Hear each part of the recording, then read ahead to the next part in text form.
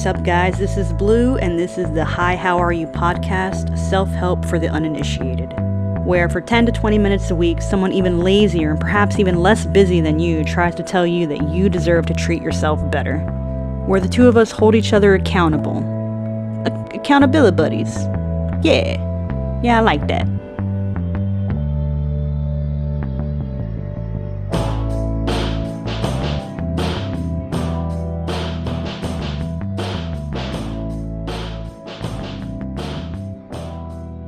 Hello again, accountability buddies. Anybody else have an Apple Watch and freaking hate the stand ring? I mean, I understand how it works, but it really grinds my gears on those days when I'm not moving around the office like a madman. The last few months I've been drenched in my own sweat, melting into a puddle of fast food and slowly morphing into a permanent concrete water fountain, spitting out Diet Dr. Pepper and loose coins I've been finding around the van.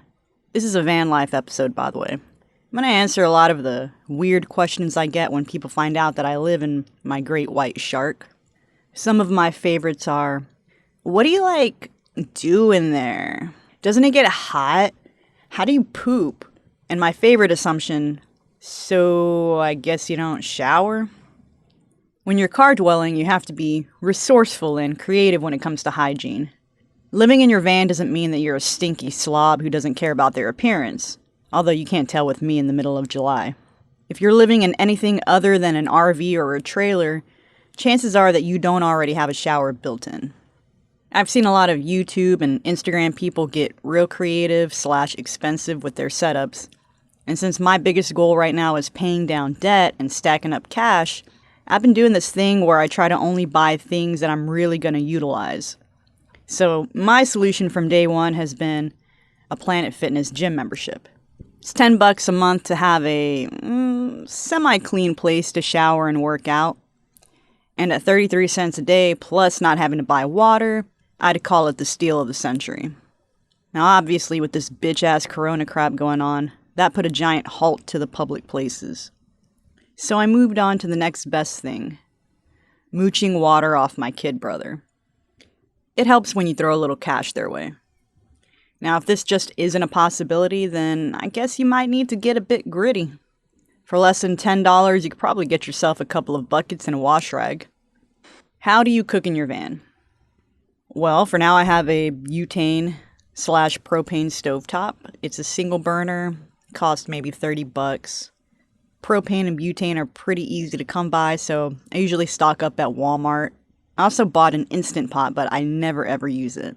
I thought that I would be afraid to start a fire inside of my van, so I bought the Instant Pot to use with the electricity. But once I saw how much electricity the Instant Pot uses, even though it's technically still low power, it's still too much power for me.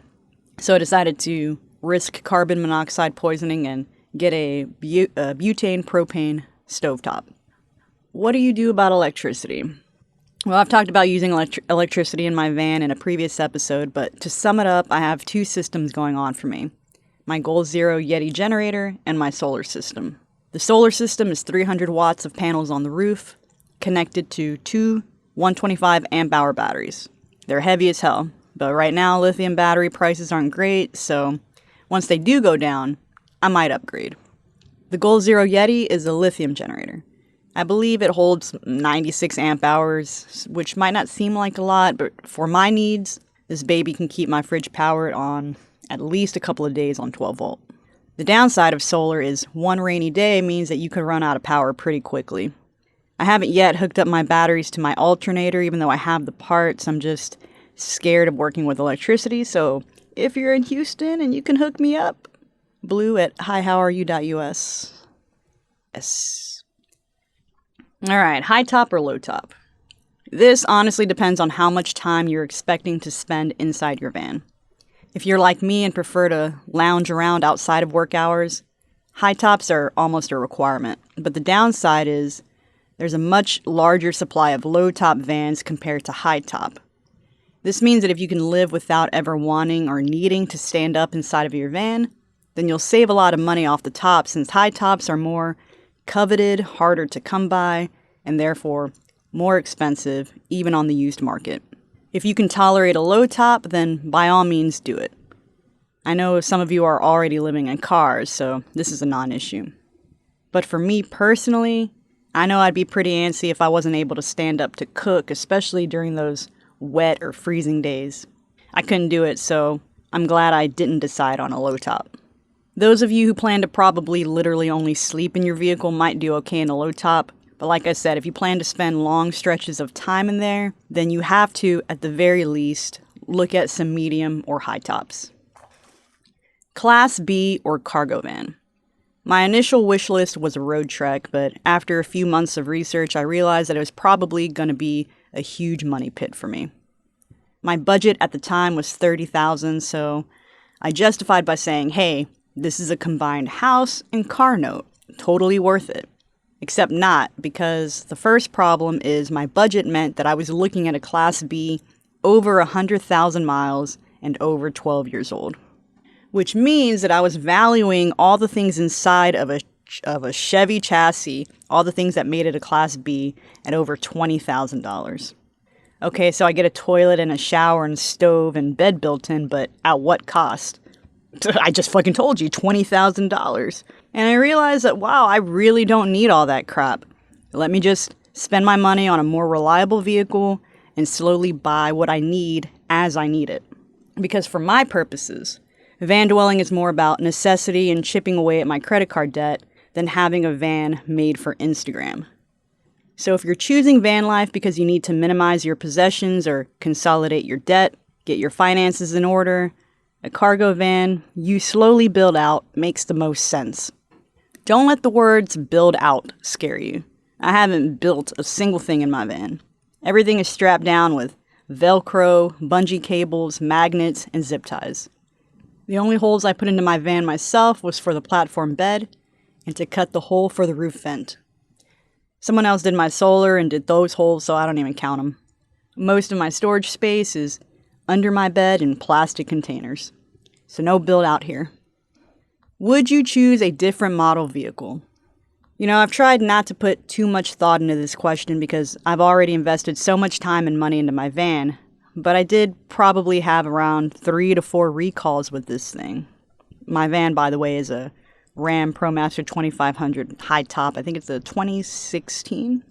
That being said, I haven't had any actual mechanical issues with this thing, knock on wood. She had water coming in through the back door area, but once I figured out the source, it never happened again. With the recalls, I just stopped idling my car until I finally received a notice that there was a fix. And even with the fix, I'd still rather not idle my car, so in the hottest of days, like during every lunch hour in the summer, I literally take off all my work clothes and cook/eat in the nude. I sweat a lot, so I dab that shit right before I throw on my clothes, spray myself with Febreze, and get back inside to clock back into work. So no, at this point, I wouldn't choose a different vehicle, but mostly because what's the point of rethinking such a major decision that's already been made? I can't undo it. It's like me saying, what if I never got married to these streets? Where would I be? Who cares where I'd be? I'm here now. How's your clearance? So the obvious is, my great white shark does not fit into any parking garage whatsoever. I think a lot of parking garages are in the 7-foot range, so that's out of the question. Drive-thrus are also a pain in the ass, but thankfully, some fast food places have curbside pickup, and also, if my fat ass wants to eat fast food, I should probably roll myself out sideways and let the momentum roll me to the front door of the BK. Lengthwise, she's a natural. She's no longer than a dual cab pickup truck, so she fits in most parking spots. I think she's a little over 17 and a half feet. It's the 159-inch wheelbase, so she's not quite the itty-bitty short one, but she's not the extended cargo either. How long do you plan to live in your van? Well, at this point, I've been slumming it full-time for about a year and a half. And every time summer rolls around, I tell myself, this is the last summer in the South. But of course, I'm not one to drop everything without a plan, so the real answer is, my entire life goal is to minimize my expenses and maximize my income. And honestly, the only way that I can see myself achieving this is to never pay rent again. In a year, I should have my credit card debt paid off, so the money freed up from that can snowball into my car payments, hopefully cutting my time in half. I am also working on pushing those balls forward so I can earn money independent of my location. Because the real end goal is putting my tires to the pavement without the fear of not having regular income or being unable to escape my monthly expenses. This whole COVID thing got me fucked up. Anything can happen. All I say every day is, I'm not ready to be let go yet. But this isn't something that's really in my hands, and that kind of thing is the whole reason that I reduced myself to my van anyway. My whole mantra has been for a long time, the less I have, the less I have to lose. I don't know how that mentality is going to serve me in the long run, but hopefully not as negatively as, don't trust anyone ever. Thanks, Mom. What would I do differently?